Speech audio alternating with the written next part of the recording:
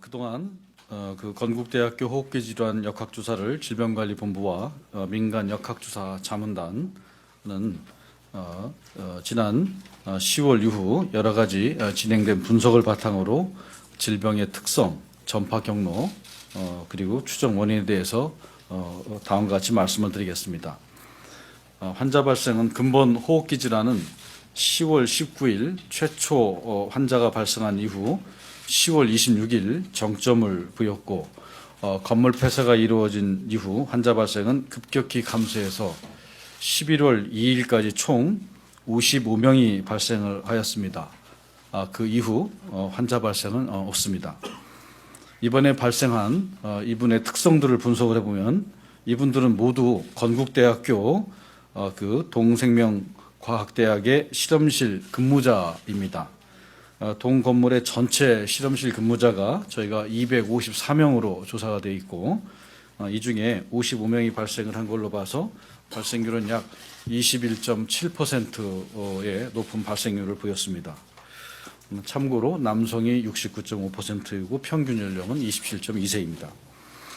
이들의 그 임상적인 특성은 이들은 모두 가벼운 폐렴 증상을 보였습니다. 폐렴 증상이 가볍다라고 하는 것은 비교적 그 열이 중등도의 열과 그리고 그 가래를 동반하는 기침이 아닌 마른 기침을 주 증상으로 보였고 또 이들은 그 발병을 한 이후 3 내지 일주일에 거쳐서 자연스럽게 증상이 회복되었습니다. 따라서 11월 6일까지 모두 증상이 호전돼서 퇴원하였습니다. 근본 조사 결과 다음과 같은 5가지 특성이 있음을 말씀을 드립니다. 근본 이 질환은 사람 간의 전파는 없습니다. 수일 내에 임상 증상이 호전되는 비정형 폐렴이었습니다. 그러나 1개월 후 우리가 추적 조사해 본 바에 따르면은 방사선 소견상 폐렴에 의했던 것으로 추정되는 반은 소견이 남아 있어서 지속적으로 경과를 관찰할 것입니다. 다음 두 번째, 현재까지 폐렴을 일으킨다고 흔히 알려져 있는 병원체는 검출되지 않았습니다. 현재까지 검출되지 않았다라고 표현을 했는데 지금 말씀드린 인플루엔자 등 호흡기 바이러스 8종, 레지오넬라 등 호흡기 5종, 메르스, 브루셀라 등 이와 같은 병원체들은 전부 다 음성으로 확인됐습니다. 즉 지금 말씀드린 병원체와 관련해서는 추가적인 검사는 없습니다.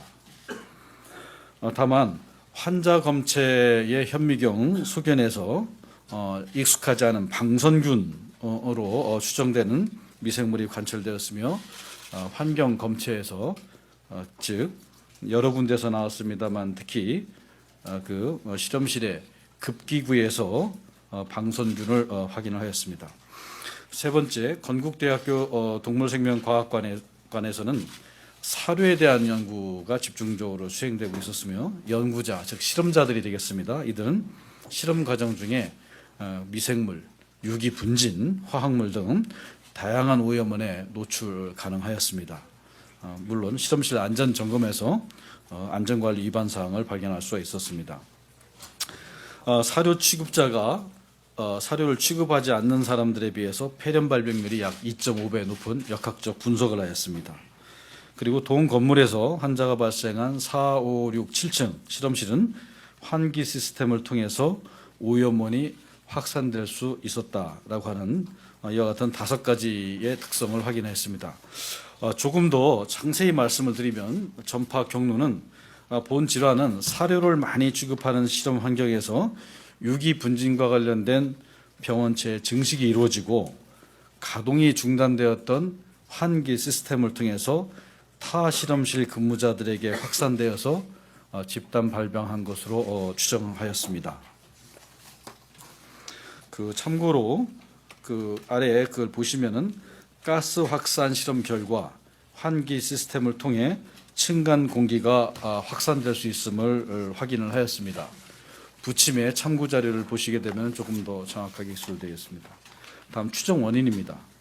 환자 검체 현미경 소견에서 방선균으로 추정되는 미생물이 관찰되었으며 실험실 환경 검체에서도 동일한 균이 확인된 점 등으로 보아서 원인 중 하나로 그간 국내에서 보고가 없었던 동방선균이 의심이 되고 있습니다. 부침 2와 3에 보시게 되면 그 검체로부터 근본에 염색을 하고 이 사진을 찍은 걸 확인을 해볼 수가 있습니다. 참고로 방선균이라고 하는 것은 토양과 식물체 등에서 발견되는 균입니다. 세포가 실 모양으로 연결되어 있고 그 끝에 포자가 있고 형태적으로는 곰팡이하고 아주 비슷한 걸로 되어 있습니다. 그렇지만 이 병원체는 통상적인 온도가 아닌 50에서 60도의 비교적 고온에서 잘 성장을 하는 걸로 되어 있습니다. 가장 대표적으로 과민성 폐장염을 일으키는 대표적인 병원체로 기술이 되어 있습니다. 그러나 질병관리본부와 그 자문단은 이와 같은 질환이 임상적인 소견, 즉 특별한 치료가 없이 3일 이후에 자연적으로 좋아지는 경과, 그다음에 위에서 말씀드렸던 병원체 검사 결과에 따라서 방선균을 그 의심 병원체로 추정을 하였지만 또 일치하지 않는 부분이 있습니다. 기존의 방선균과 관련된 사례 보고에 따르면은 상당히 좀 전문적인 얘기가 되겠습니다만은 이 병원체는 사람들한테 감염을 일으키기보다는